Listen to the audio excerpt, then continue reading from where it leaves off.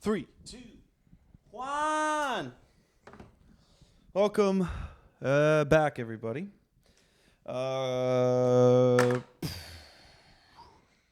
We tried to do this earlier, had a little malfunction, so we only caught about 3 minutes of our podcast. Then I had to skedaddle to work, but now I'm back, and now we're going to do the podcast again. So, here we are. Last week, we broke down numbers 10 through 6 of our top 10 albums of all time. And we're going to do our top 5 today. So, if you're into that sort of thing, stick around. If you're not, fuck you. Get the fuck out. All right. So, I guess we'll just start. We'll start at number 5 here. Okay. I'm going to make you go first this time. What? Okay. Yep. Whoo! All right. I gotta get my thoughts straight.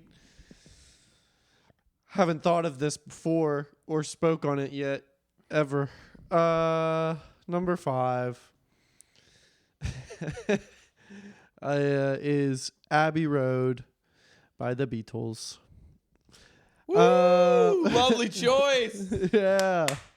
I didn't know that one was coming. I really like this album. When we had talked last week, rather, I had said that I always try to kind of like nail down the one thing about an album that I really enjoy, whether it be arrangement or lyricism or the sound design or whatever it is that really tickles my fancy. And I think this one, above all else, is like very nostalgic for me. Like I grew up listening to this with my parents, mostly my dad. But something that I think really stands out, I think, despite this list not being something that's like of cultural significance, period, but I think the thought behind being really obsessed with like the arrangement of songs, especially when it comes to pop music, like historically comes from like the Beatles deciding not to tour and be a studio only band. Oh, you're saying so the choice instead of just playing this on guitar, let's play it on 13 didgeridoos. Yeah, and then them also being like the first band to use a Mellotron and a fucking synthesizer and exactly. I mean, there's obviously another aspect to arrangement that comes from like Phil Spector and the Wall of Sound and like Who? Phil Spector, the fifth Beatle. Wall of Sound. No, like Wrecking Crew. World Class. Wrecking Crew. Phil Spector is a very important figure in the world of pop music. He started like girl groups pretty much. And like the whole I don't know this motherfucker. Big Wall of Sound thing. You definitely Wall of Sound. That Wall of Sound is like a rock term. Yeah. Oh. Well, no. Okay, you're thinking of the PA system. No, I'm not. I'm thinking Wall of Sound, like when you're like, yo, let's make this thing a wall of sound, and you just make it like an unbelievable amount of sound. Yeah. That's coined by Phil Spector. Oh. So he used to he would like famously mic like every instrument, sometimes double mic every instrument and have it doubled like 3 or 4 times and then use like big plate reverbs on everything. So he's a producer? Yeah, from like the 50s and 60s. Damn. And okay. he like I can't think of any groups off the top of my head, but super culturally Is Phil significant. Spector the guy who did the Supremes? Yeah, I think so. Like he created a label. Let me just look. My phone's gonna die, so That's I can't fine. look it up. Here, I'll look it up. I'll use Siri. Sure. Phil Spector girl group. But he was a songwriter and producer, and he started a record label called Sunset. I believe. Sunset. Girl group, the Ronettes, the Pop History. I don't fucking know, bro. Whatever. We don't gotta get into it. Whatever. We gotta keep it moving. We gotta do. keep it moving. We do have to keep it moving. But anyway, yeah, I think the whole idea of arrangement being something that's so near and dear to my musical preferences I was is, gonna say you've used that word a lot whenever you describe albums that you like. yeah, I think it comes a lot from the Beatles, and then specifically late Beatles, and then more specifically Abbey Road, because it's phenomenal. And I don't want to hear anybody shitting on Karl because he chose Abbey Road because it's the most popular. All right? I want to hear it. Well, I like other Beatles albums too, but this is just... I'm sick of that argument. Oh, it's their fucking... Of course you like that one. It's their most popular. The most popular can also... Maybe it's the most popular because it's the fucking best. Who fucking knows? And then Sick of that argument. I want to make the point that I tried to make earlier as well, is that like the last 4 songs specifically, not Her Majesty because that song fucking blows, but she came in through the bathroom window through the end. So she came That's in such a good through song. to Golden Slumbers to carry that weight to the end. Like all kind of seamlessly go into each other very well. And like it's just fucking sick. Anywho, go ahead. Word. I'm gonna Mine. have to make up some time on the next one, bro. Yeah, I'll be quick on this one. Number 5. Number 5, Burger King foot lettuce. Number 5, no. Mine is a little bit different. A lot of mine have been rock. A lot of mine have been indie or singer-songwriter or folk or whatever it is. Down tempo, 07. All that stuff. I haven't yet to bring in hip-hop into the conversation.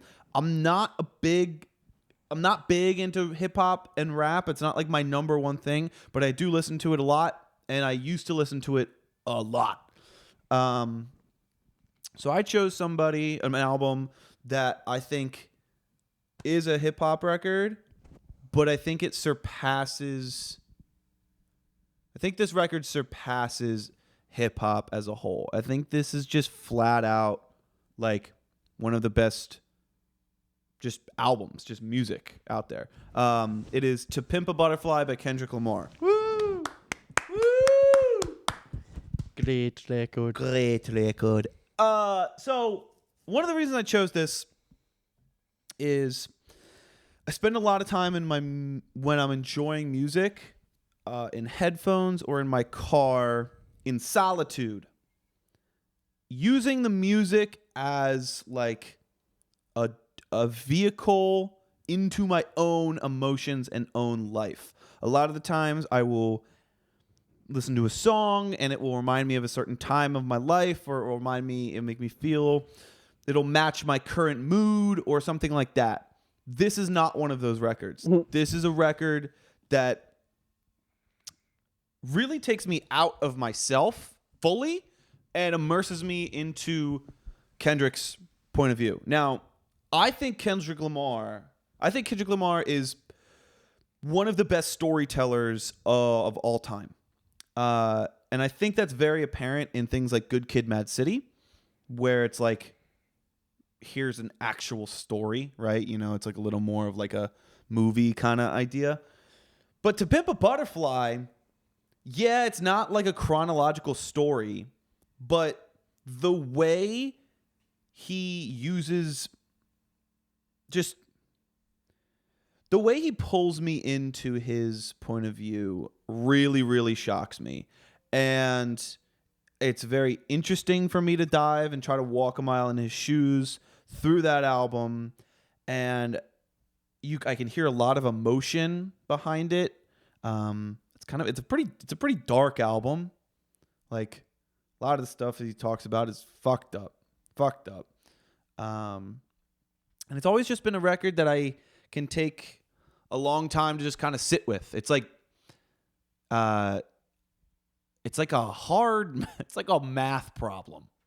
It's like most of the time music for me is very emotional, and this isn't analytical in like a math rock or a jazz kind of way. Like, it's just fully immersive into a world that I don't have relationship to. It's and then also obviously Terrace Martin is one of the main producers, if not the main producer on the whole record.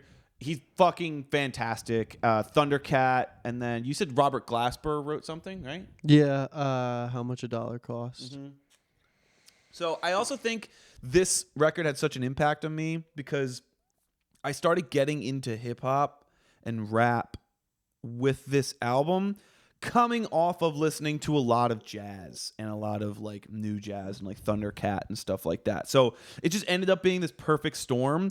And I mean, To Pimp a Butterfly is just always going to have a very, not like special, but like important place in my heart as part of like my musical identity, even if I only listen to it like once a year.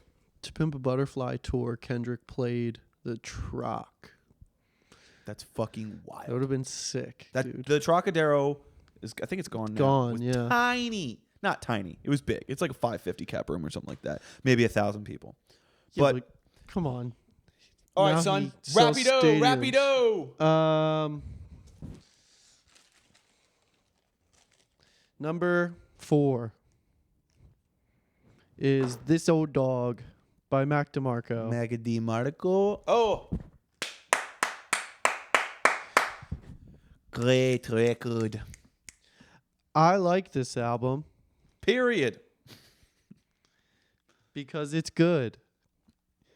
I think it's very good because I like it.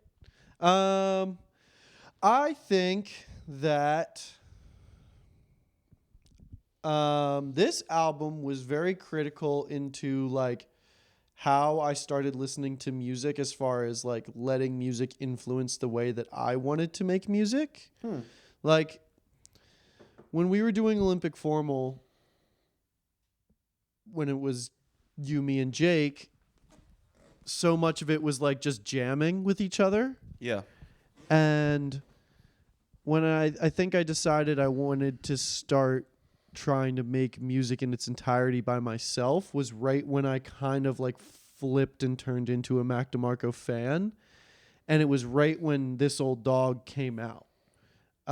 So I think there was just, I remember a specific moment when I like decided I was going to listen to Mac DeMarco and like give his whole repertoire like a big shot. And like I put Salad Days on and like danced around me and Taha's apartment listening to Chamber of Reflection. And then I saw like, oh shit, he put this album out like a couple of months ago because it came out in like the summer of 2017. This Old Dog, you mean? Yeah, or like the fall of 2017. And I got super, super into it. That's like the personal backstory of it. And I don't know, I guess I just, I think I just took a lot of like sound production or sound design and like production influence from it. Like Mac DeMarco obviously is like kind of a grandfather of like an indie sound, not the indie sound, but an indie sound. He's the prince of indie rock.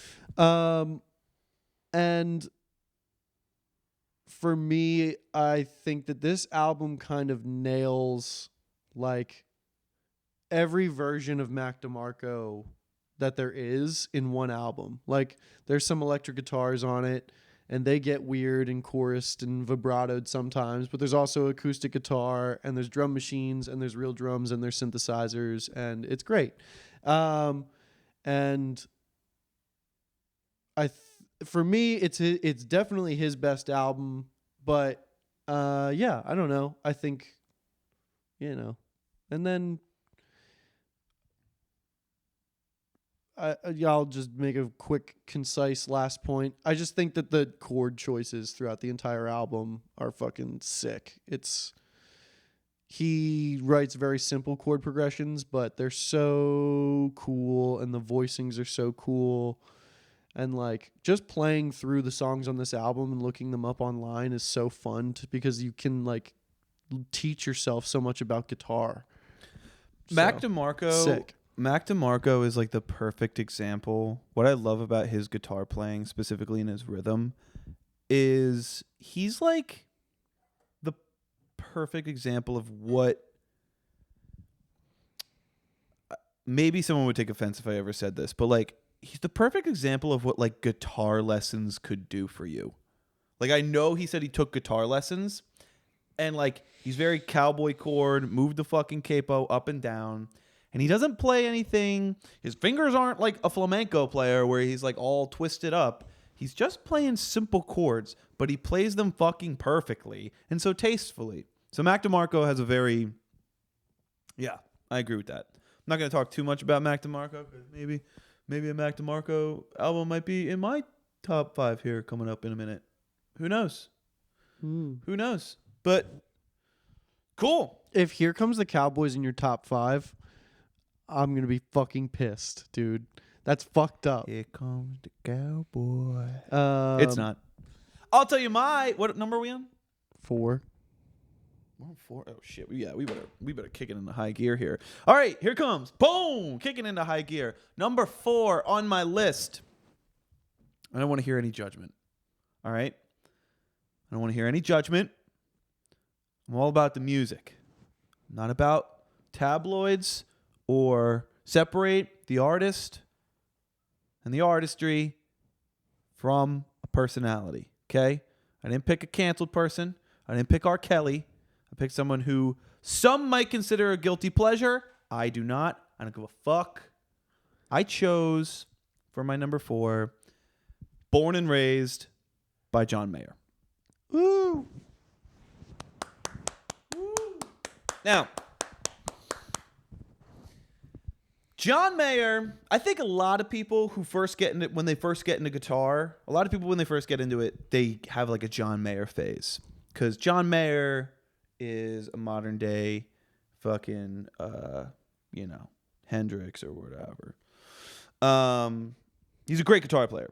Some people might get mad that you said that, if anything. Suck my fucking He's asshole. Not a modern day Hendrix. Or, okay. Stevie Ray Vaughan. Whatever you... Definitely modern day Stevie Ray Vaughan. He played all that shit. B.B. King. Fucking Stevie Ray Vaughan. Jimi Hendrix. If you guys... Okay, if you get pissed off because you say like, oh shit, like he's not that. Guess what? You don't fucking know what he plays. He is truly one of... Not of our generation. One of the best guitar players of all time. Ever. I don't give a shit if that's a hot take. I don't think it's a hot take, and a lot of people agree with me. It's not that hot of a take. Is he saying someone's the best is stupid. But he is fucking incredible. He's a true master at the guitar. Guaranteed, period. Fight me, suck my asshole. That I would die on that hill. So say some shit again, Karl. Say some fucking shit. Doesn't sound like Jimi Hendrix. I'm not saying I'm not gonna say that he's not as good as Jimi Hendrix. That's not what I'm arguing. He just doesn't sound like Jimi Hendrix. Stevie Ray Vaughan's a great comparison. Yeah, I honestly I meant to say Stevie Ray Vaughan, but Jimi Hendrix came out, so I do agree with you. He doesn't really sound like Jimi Hendrix. But yeah, let's talk about Born and Raised. Is that a song on the album as well? Yes. Born and Raised? So it came on in Colin's car when I was out with him earlier, and I was like, "What the fuck? Did you put this on purpose?" And he was like, "No, it's my day list." So Born and Raised is he has 2 like country albums. There's Paradise Valley and Born and Raised. Paradise Valley, not really my favorite. Born and Raised though, it's a singer-songwriter record. It's got a lot of Western influence. It's very stripped back. Actually, just kidding. I mean, some of the songs are, but like stripped back. That's the wrong way to put it.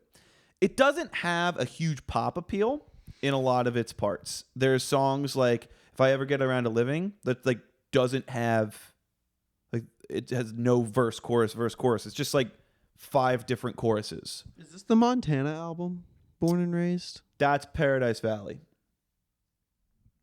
Which is the one with Katy Perry on it? Paradise Valley. Okay, gotcha. I'm not a huge fan of that one.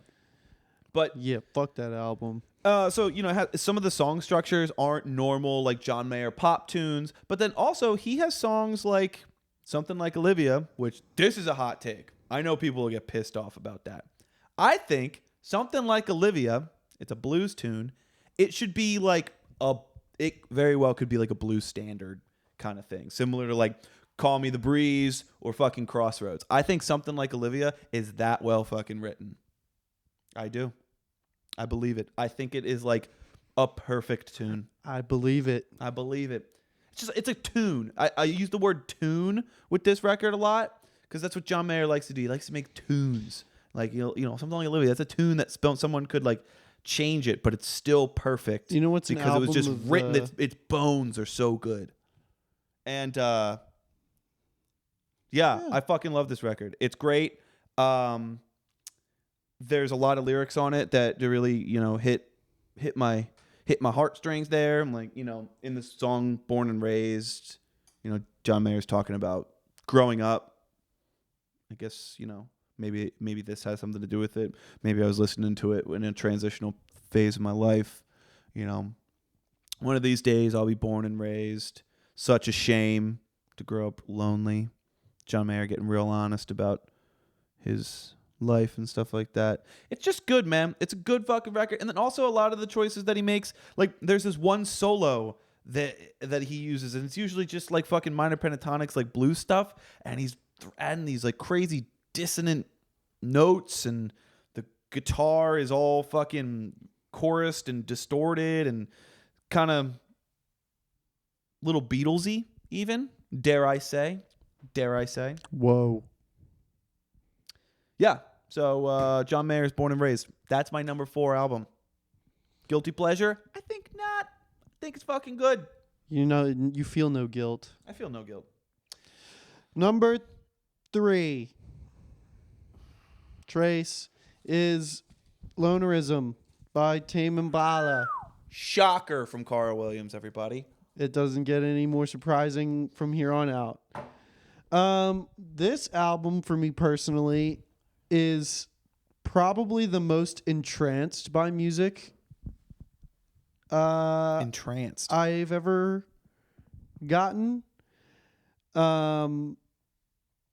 This and a certain other Tame Impala album are just the most replayable albums ever for me. Albums, period?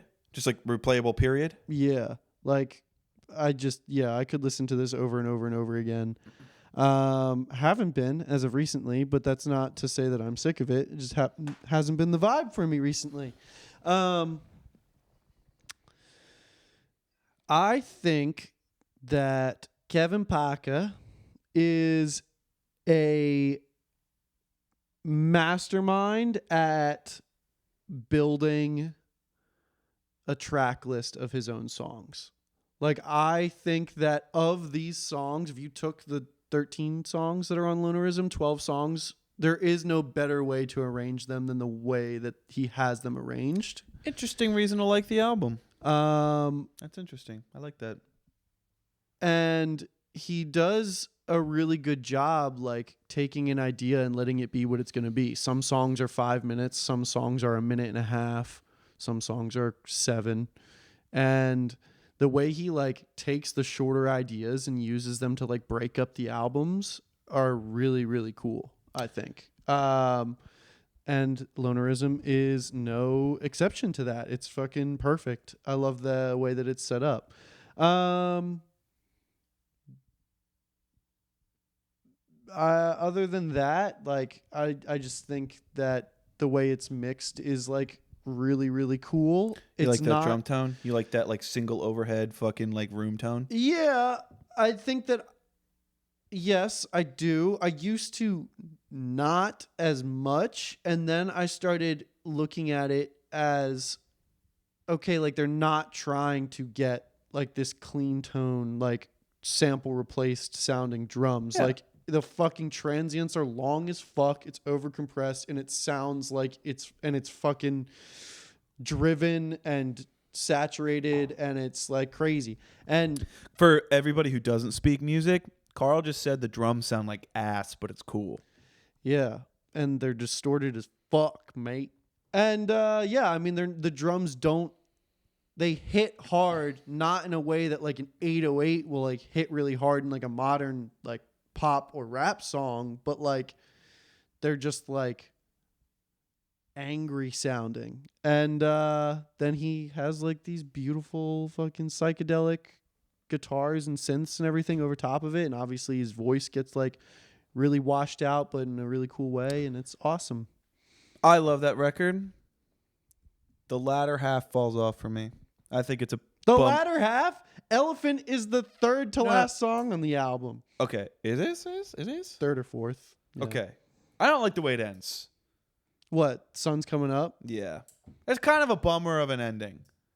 It's kind of a fucking flaccid cock. It's not. It's not. I would, because I think the song before. What's the song before it?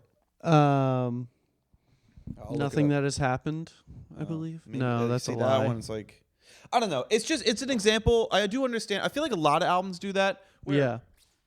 They have these amazing songs to end it, and then they just do like this fucking, like I guess it's like an epilogue. Yeah. Kind of like Her an Majesty's on Abbey Road. Yeah. Yeah, dude.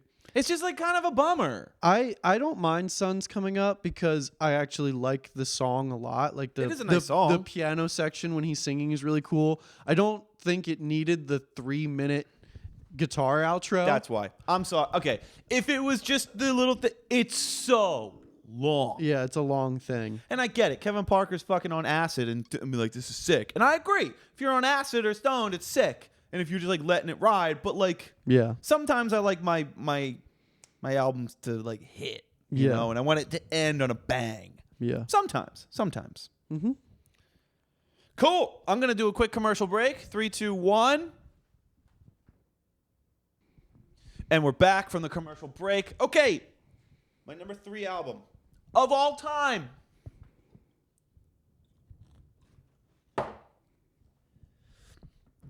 This Old Dog Yeah.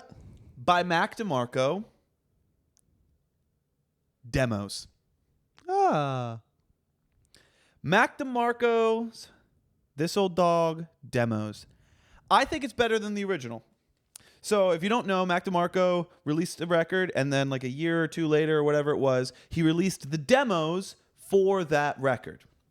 Now, This Old Dog had everything fully produced. It had synthesizers, it had drums on everything, it had blah, blah, blah. It has lyrics. It has lyrics. The demos, some of the songs, a good amount of the songs, are just acoustic guitar and Mac DeMarco singing. Some of them are pretty much like, you know, halfway produced, and he's not even singing lyrics. He's just ba ba ba ba ba, you know. And so this is a weird one to put as my number 3. I love like the demos, like period. Like I love the demos. But then also the reason I put it so high on my list is not only because I listen to the demos more than I listen to the original, but I think it speaks a little bit to something I was saying earlier in the episode. Songs having good bones where you can take away all production value, which when it comes to This Old Dog, I don't not like it. It's just not my favorite part of it. I'm not like, oh, dude, the drum tone on fucking Mac DeMarco's records is so good. That's not my thing. That's not why I like it. It's because he writes these songs that the bones are there, where even when you have a different version, it's still so solid. I also think, let me just look up the track list real quick because let me see real quick. This Old Dog. Right here. Baby You're Out by Mac DeMarco. In the record version, the full version, there's like some synthesizers and some drums, right? Mm-hmm. In the demo version, it's just so laid back, and it's just him and acoustic guitar, and I think it just really lets And it's slower. and it just lets his lyricism shine. I think Mac DeMarco is a great lyricist, and he just writes tunes that no matter how you cut, slice, and dice, that tune still is impactful no matter how you do it. And I think that's truly amazing to have an entire album where I can be like, damn, that's fucking like, you know, that's sick. So yeah, that's my number 3. This Old Dog, Mac DeMarco. We have to the demos. hurry. Random Access Memories by Daft Punk is my number 2. Damn. All right, yeah, I can see that. Yeah, easily. I thought it was going to be all three, or top 3 were going to be Tame Impala, but Nah. This is the only reason this isn't number 1 is because it's me and I can't make it my number 1. I hear you. This album is the only album that I think is truly like a perfect album Wow. on my list. That's Like, a big statement. I love everything on my list because it's my favorite list. But they set out with this goal of making this kind of like retro sounding modern record. And the way that they picked their collaborators and just them being Daft Punk and being able to fully utilize all the tools at their disposal, being the massive talent that they are, and then also being able to collaborate with anybody they wanted in the world. They just created something that's phenomenal. This album does everything that tickles my fancy. They actually just put out this like 10-year reunion version where they put like the outtakes of like certain songs out.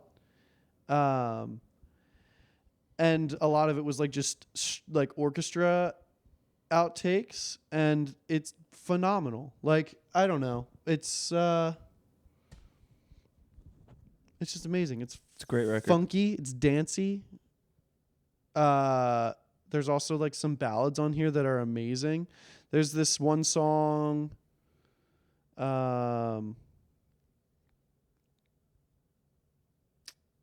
Touch, featuring Paul Williams.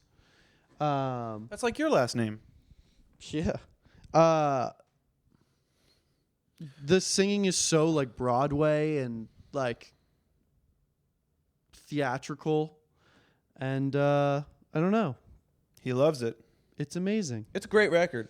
My favorite memory of listening to Random Access Memories, that's what my favorite time I've ever listened to that was we were driving through the mountains of New Hampshire in my mom's Ford Escape, and then we put all the windows down and we opened up the sunroof and we played that record, and I remember being like, damn, this is what it feels like to be in a Ford commercial. Yeah, on the Kankamangas, right? On the Kankamangas Highway. Yeah, that was fun. Yeah. All right. You ready? You ready for my number 2 album of all time? Yes, please. My number 2 album of all time is Currents by Tame Impala. I wonder what Carl's number 1's going to be. Woo! All right, so here's the talk about Currents. Let's talk about Currents. Currents is the perfect example of a guy who admittedly avoided making pop music, avoiding making things that are too cliche for a long time, and then gave that up after realizing that making pop music is difficult. And doing things that are cliche, quote unquote, or doing things that have mass appeal is not a cop-out, and it's just as difficult, it just in a different way. Now, that's not me speak. I mean, I know for a fact that Kevin Parker has said that. I've read that in a couple places where it's like, I guess he was doing acid and something came to him. He's like, I should make pop music because pop music is fucking sick and it's dope. Kevin Parker does a lot of stuff in this record. It's a pop record, and he does things that I think are so brave. It's like brave for him to make something so mass appealy and potentially cringy. My biggest example of it is Past Life. It's one of the songs on it. in Past Life, he does this like voiceover thing where he pitches it down and he basically like tells a story. I love that song. I think it's great. Doesn't come off as corny to me. But then when I really think about it, if Karl came to me today and said, David, today I'm going to make a song and I'm going to just tell a story about meeting a girl that I think is from my past life and while I'm doing my laundry, and then I'm just going to pitch my voice down and put it over a song, I'd be like, yo, you're a fucking cornfest. But guess what? Kevin Parker did it and it fucking rocks. I love that song. Yeah, so because like, it's sick, dude. it is sick. I just think it takes a lot of bravery to make something so like poppy, but like at the same time keeping with psychedelic roots and like rock roots. And I also think it just speaks to Kevin Parker's songwriting ability. And then to top it all off, sonically, it's mixed so well. We have no time. Yeah, Go. I don't know what to do. You're not going to get to do your number one. It's just not going to happen. What do we do? Should we just save our number one for next week? Yeah. Yeah. Why not? Fuck it. Fuck it. Yes. Okay. Yeah. Can we?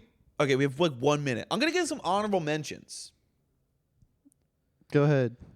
Number one, First Place by The Brook and the Bluff. Great record. The reason I love it is it sounds like something that I want to make. It's a perfect mix of like indie and singer-songwriter. It's fucking incredible. These guys out of Nashville. Love it. Honorable mention number two, 2020 by Joe, DJO, however the fuck you want to say it. Great fucking album. Hard-hitting. Kind of bluesy somehow, but not. Some people might not agree with that, but I think it is. Fucking psychedelic, awesome, hard-hitting, fun album. Hurry. Honorable mention number 2 or 3, 5, whatever it is. Songs from the Big Chair. Tears for Fears. If you only know Everybody Wants to Rule the World, you're doing yourself a disfavor. That whole fucking album's great. And then lastly, Kid A. Kid A's better than In Rainbows. I fucked up. I said In Rainbows. I should have been Kid A. Go ahead. Morning Phase. Uptown Special. Mark Ronson. To Pimp a Butterfly by Kendrick Lamar. Nice. Please Please Me by the Beatles. Post Tropical, James Vincent McMorrow. Great. Prince's self-titled album. Great. It's amazing. I don't really know that one. But Pronounced McGee. Young Americans by David Bowie. Sgt. Pepper's by the Beatles. That was another one of mine. Awaken My Love by Childish Gambino. Almost made it onto the list for me.